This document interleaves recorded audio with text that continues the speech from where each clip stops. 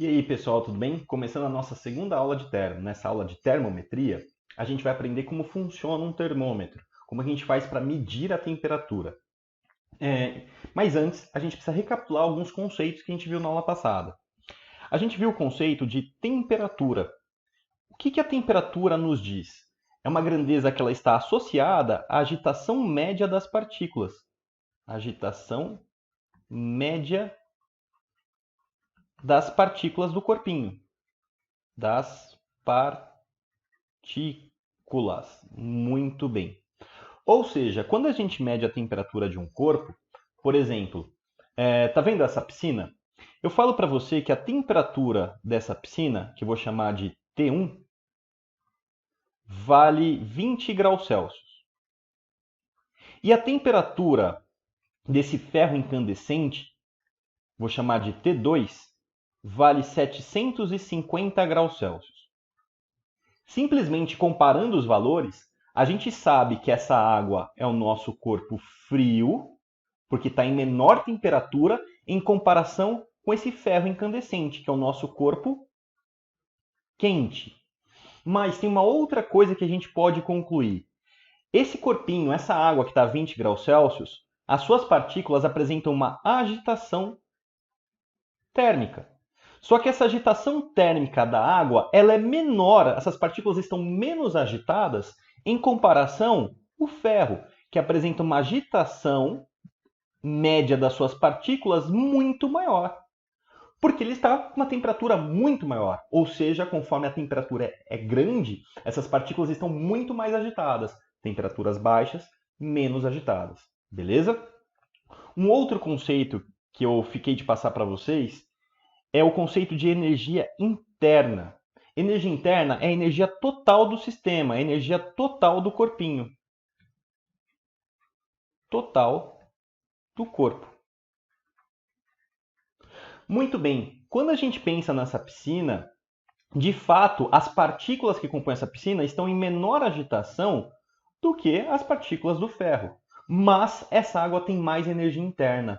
Mas, professor, por que essa água tem maior energia interna? Porque a energia interna da água é a soma de todas as energias dessas partículas que contêm a água. Perceba que a massa de água que eu tenho aqui é muito maior que a massa do ferro. Ou seja, apesar das partículas de ferro estarem muito mais rápidas, eu tenho pequena quantidade. Então, quando eu somo todas as energias que eu tenho no ferro, eu vou ter uma energia pequena. Em contrapartida, apesar da água ter uma agitação mais baixa, ela tem grande quantidade, tem uma massa muito maior comparada com o ferro. Dessa forma, a gente conclui que a energia, que eu chamei de EH2O, que contém na água, é maior que a energia que contém no ferro. Mas, professor, e as partículas? De fato, as partículas do ferro estão mais agitadas. Só que quando eu somo todas as energias, eu tenho pouca quantidade de matéria, então eu tenho uma energia pequena. Em contrapartida, na água, apesar das partículas estarem mais lentas, eu tenho grande quantidade. Isso faz com que a energia da água seja maior do que a energia do ferro. Tudo bem? Então isso é energia interna. Ou seja, eu posso ter corpos de temperaturas diferentes. Por exemplo, quem é meu corpo quente? O ferro. Mas quem tem maior energia? A água, porque eu tenho que olhar para a quantidade de matéria que eu tenho. Tudo bem? Agora, outra coisa que a gente passou foi o conceito de calor. Calor, a gente não consegue ter calor. Calor é uma energia em trânsito. Então, vamos colocar aqui. Calor é uma energia em trânsito. Lembrando que ela flui espontaneamente do corpo quente. Muito bem, esse corpo ficou feio, vou escrever de novo. Do corpo quente para o corpo frio. Vamos dar um exemplo. Imagine o seguinte, eu coloque aqui um corpinho a 80 graus Celsius e coloco do lado dele um corpinho B a 20 graus Celsius. E eu falo para vocês que esse sistema está isolado, ou seja, não tem contato com nenhum outro, é somente A e B. A gente analisando somente esses dois corpos, o A é o nosso corpo quente e o B é o nosso corpo frio. Temos corpos com temperaturas diferentes. O A tem uma agitação, como tem uma temperatura maior, as suas partículas estão mais agitadas. E o B está a uma temperatura menor, suas partículas estão mais lentas. O que vai acontecer? Vai ter energia fluindo. O A, por uma temperatura maior, vai passar energia térmica, vai passar calor para o corpo B. Então vai existir calor. E aí o que acontece? O A está perdendo a sua energia, a sua agitação, que era muito intensa, começa a reduzir, porque ele está passando essa energia para o B. Então, qual é a consequência do corpo que perde calor, que é o corpo quente? A sua temperatura tende a diminuir. Em contrapartida, aquele corpo que está recebendo calor, o que pode acontecer com ele? A sua temperatura subir. Então, passado um tempo, após um certo tempo, vai existir uma coisa chamada equilíbrio térmico. A e B, vou colocar aqui equilíbrio térmico como ET. O que isso significa? O A vai ter sua temperatura diminuída, vamos supor que o A atingiu 35 graus Celsius. Perceba que ele perdeu energia porque sua agitação diminuiu, sua temperatura reduziu. Em contrapartida, o B aumentou sua temperatura e foi para 35 graus Celsius também. Agora, a gente tem corpo quente e corpo frio? Não. Nessa situação, o calor é zero. Não existe passagem de calor. Tudo bem? Aí eu faço uma ressalva para vocês, é o seguinte. Calor, o oposto de calor não é frio. Calor, ele para existir tem que ter um corpo quente e um corpo frio. E aí o calor vai fluir. Nós temos sensação de quente e frio. Aí vou dar um exemplo para vocês. Quando você tem um sundae para tomar, um sorvete, tá aqui o sorvete. Quando você come esse sorvete, vou desenhar aqui você, ó. Aí, ó. Quando você come esse sorvete, o que acontece? O seu corpo é o corpo quente, você está em torno de 36 graus Celsius. E esse sorvete está em torno de 4 graus Celsius. O que acontece? Quando você come, você troca calor. O seu corpo vai perder calor para o sorvete. Vamos supor que já tenha acontecido o contato, tá? Então, quando o seu corpo perde calor para o sorvete, a sua temperatura baixa e a temperatura do sorvete sobe. Claro, como o nosso corpo é muito maior, é claro que a temperatura do sorvete vai subir muito mais do que o nosso corpo diminuir. Tudo bem? Tem toda bem aqueles recursos não, mas tem a parte do aparato biológico que eu não vou entrar em questão. Tudo bem? Mas eu quero saber que nessa situação que você perde calor, você tem a sensação de frio. Então, quando a gente sente frio, é que a gente está perdendo calor. Agora, se a gente toma uma sopa, vou desenhar aqui o bonequinho. Aí, ó. Vamos supor que é o mesmo, tá? E aqui a gente está com uma sopa. Então, essa sopa está bem quente. Agora muda a situação. O corpo quente é a sopa. Vamos supor que essa sopa esteja a 42 graus Celsius. E vamos supor que a temperatura desse corpo vale 36 graus Celsius. Agora a situação mudou. Quem é o corpo quente? A sopa. Então, quando a gente toma essa sopa, a gente recebe calor. Portanto, a gente tem a sensação de quente. Em contrapartida, o que acontece com a sopa? Ela esfria, porque ela está perdendo calor. Beleza? Então, essa é a nossa recapitulação da aula passada. Agora sim, vamos estudar o conceito de temperatura. Na verdade, o conceito de temperatura não. Vamos estudar agora como funciona um termômetro. Bom, pessoal, aqui eu trouxe para vocês duas figuras. Dois termômetros. Esse termômetro que a gente chama de elétrico ou eletrônico. Vou chamar aqui de termômetro elétrico. E aquele termômetro tradicional, não sei se ainda vocês chegaram a ver, esse termômetro aqui que é o de mercúrio. Mercúrio. Como que o termômetro funciona? A gente sabe que a finalidade do termômetro é, de fato, medir a temperatura do corpo. Bom, isso não é novidade para vocês. Mas, o termômetro consegue ver as partículas agitadas? Não. Então, como que ele faz para medir a temperatura? Ele mede de forma indireta. A medida da temperatura, ela ocorre de forma indireta. Então, a medida, ela é feita, deixa eu escrever aqui para vocês da seguinte forma: medida indireta. Como assim indireta? Ela é feita a partir da variação de outra grandeza. De outra grandeza. Mas, professor, como assim? O termômetro de mercúrio, que eu representei ele aqui, ó, perceba o seguinte, aqui dentro tem esse líquido vermelho, que eu coloquei propositalmente de vermelho, que é o mercúrio. Conforme esse termômetro ganha calor, esse mercúrio tende a aumentar de tamanho. Ou, se ele perde calor, ele tende a reduzir de tamanho. Então, a gente não mede a temperatura pela agitação em si, pela maneira como as partículas estão vibrando, mas pelo comportamento de outra grandeza. O que eu quero dizer para vocês é, no caso do termômetro de mercúrio, a gente está medindo a temperatura do corpo devido ao comprimento da coluna de mercúrio.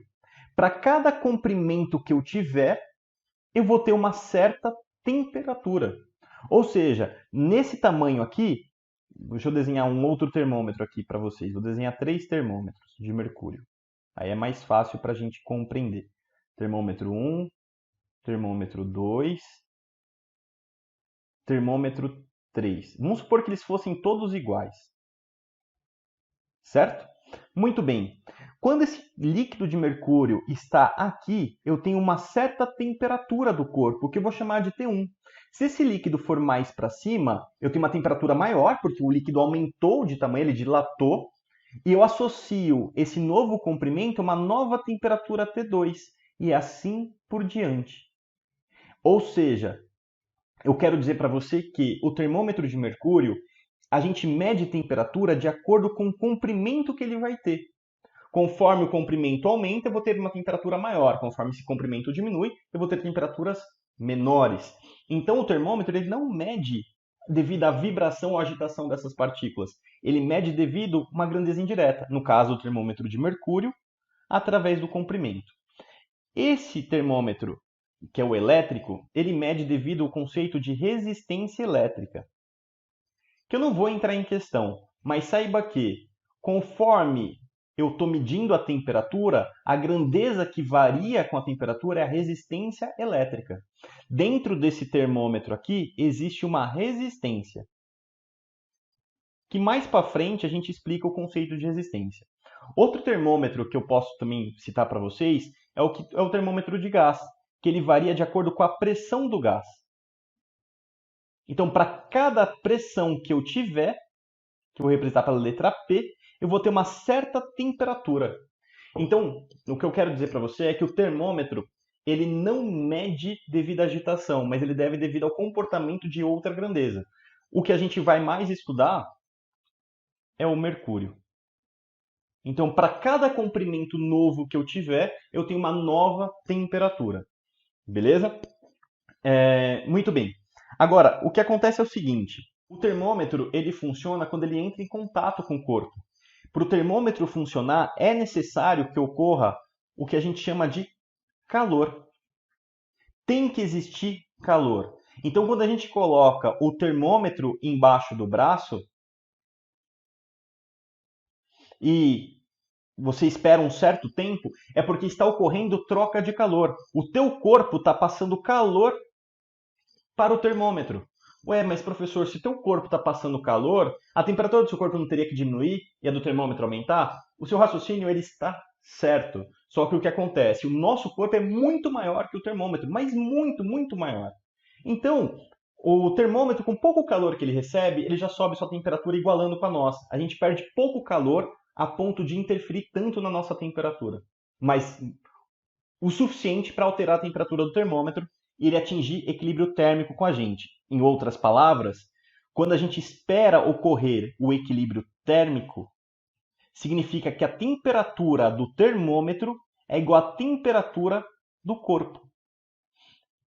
O que eu estou dizendo para vocês é que a gente está medindo a temperatura do termômetro. Como ele está em equilíbrio térmico com o nosso corpo, a temperatura é a mesma, porque não existe mais troca de calor. Tudo bem? Então, o termômetro ele funciona devido à troca de calor. A gente tem que esperar essa troca de calor ocorrer, esperar ocorrer o equilíbrio térmico, até a temperatura do termômetro igual à temperatura do corpo. Lembrando que o termômetro não interfere tanto na nossa temperatura do corpo, nessa troca de calor, porque o nosso corpo é muito maior, tem muito mais massa do que o termômetro.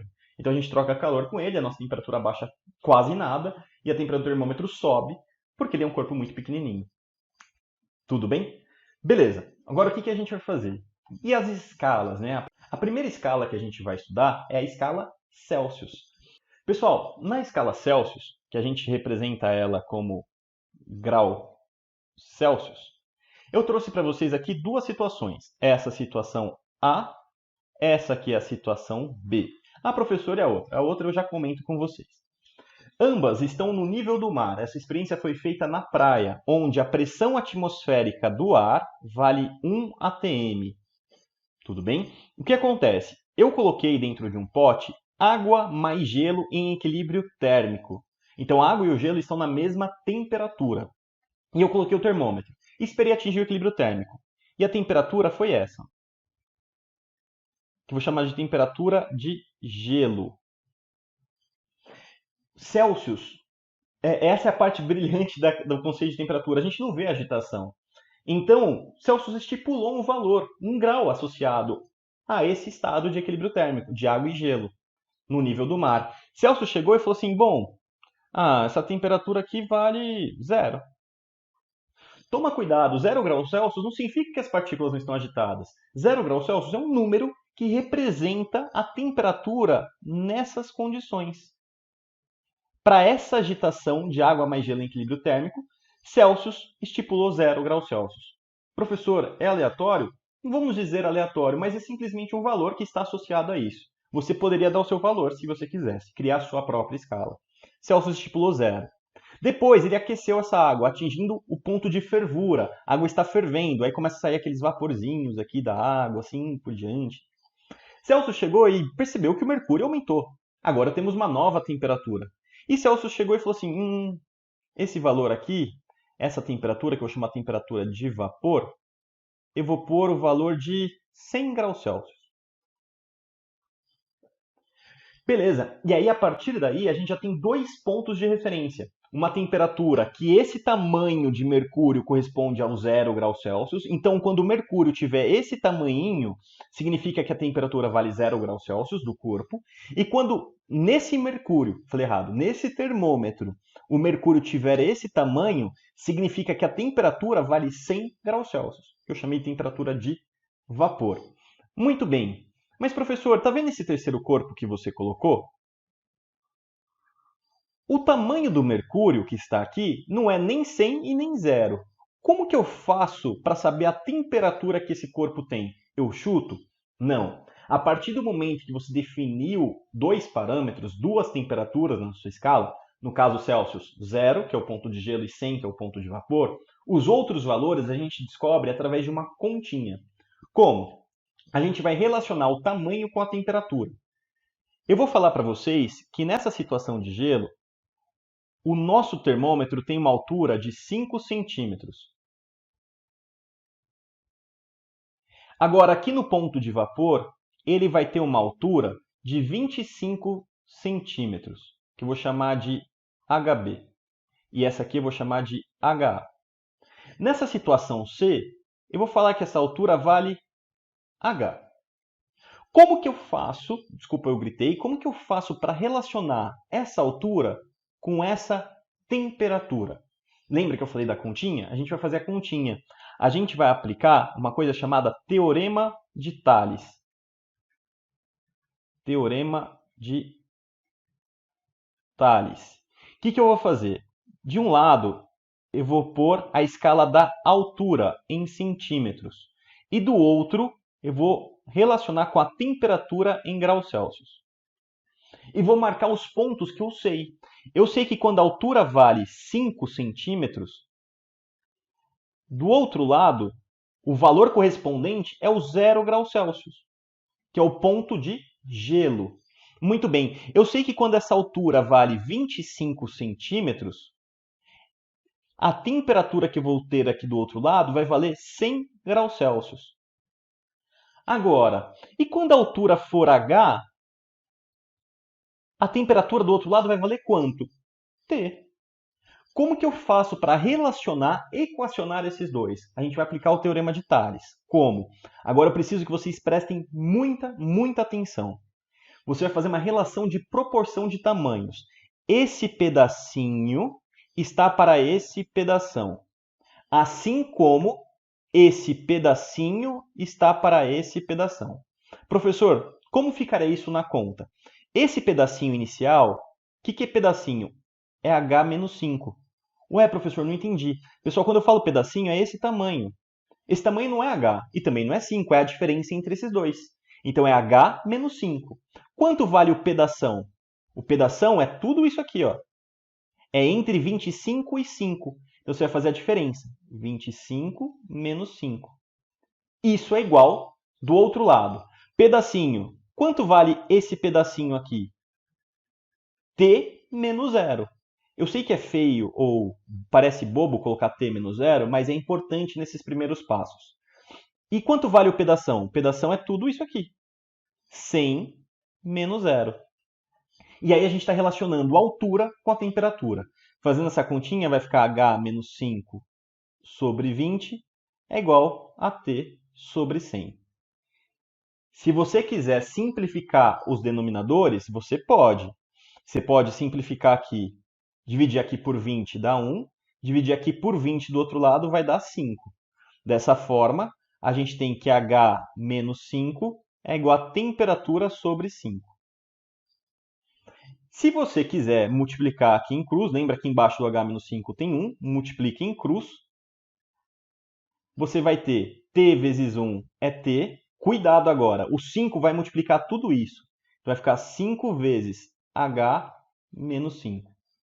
Então, essa temperatura vai ser 5H, fiz a distributiva aqui, menos 25. Está aqui a relação matemática entre altura e temperatura. Perceba que, se eu sei a altura, eu descubro a temperatura do corpo. Por exemplo, vamos supor que essa altura aqui ela tem um valor de 12 centímetros. Quando a coluna de mercúrio valer 12, quanto vai valer a temperatura desse corpo? Você vem aqui e aplica a continha.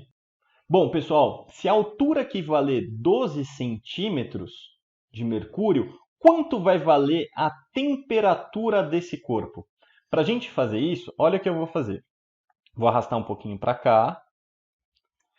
Muito bem. A gente sabe que a altura vale 12 centímetros. Eu quero saber quanto vai valer a temperatura. Eu vou usar essa relação aqui de baixo. Eu vou escrever temperatura do corpo é igual a 5 vezes 12 menos 25. Então, a temperatura desse corpo vai ser 60 menos 25. A temperatura desse corpo vale 35 graus Celsius. Perceba que, então, para fechar esse conceito da escala Celsius, Celsius atribuiu duas temperaturas, o ponto de gelo que vale 0 e o ponto de vapor que vale 100, de forma aleatória. Não tem uma associação à agitação, mas sim ao comprimento do mercúrio, utilizado. No nosso exemplo, vou voltar aqui para vocês, o nosso mercúrio utilizado, a altura vale 5 centímetros para a temperatura de gelo valendo 0 e vale 25 centímetros para a temperatura de vapor. Podem existir outros termômetros com outros valores de altura, não tem problema. Aí você vai montar a escala de acordo com o que o exercício fornecer, o problema fornecer. Beleza. A primeira pergunta que eu fiz foi: como relacionar altura com temperatura? Eu usei o teorema de Thales. Então, eu montei aqui o nosso teorema. 5 centímetros equivale a 0 graus Celsius, 25 centímetros vale 100. Uma certa altura tem uma certa temperatura. Fazendo a proporção de tamanhos, pedacinho, pedação, chegamos em T igual a 5H menos 25. Então, sabendo quanto vale a altura, eu sei a temperatura. Para uma altura de 12, quanto vai valer a temperatura? 35 graus Celsius. Beleza? Tá aí para vocês a escala Celsius. Bons estudos, pessoal!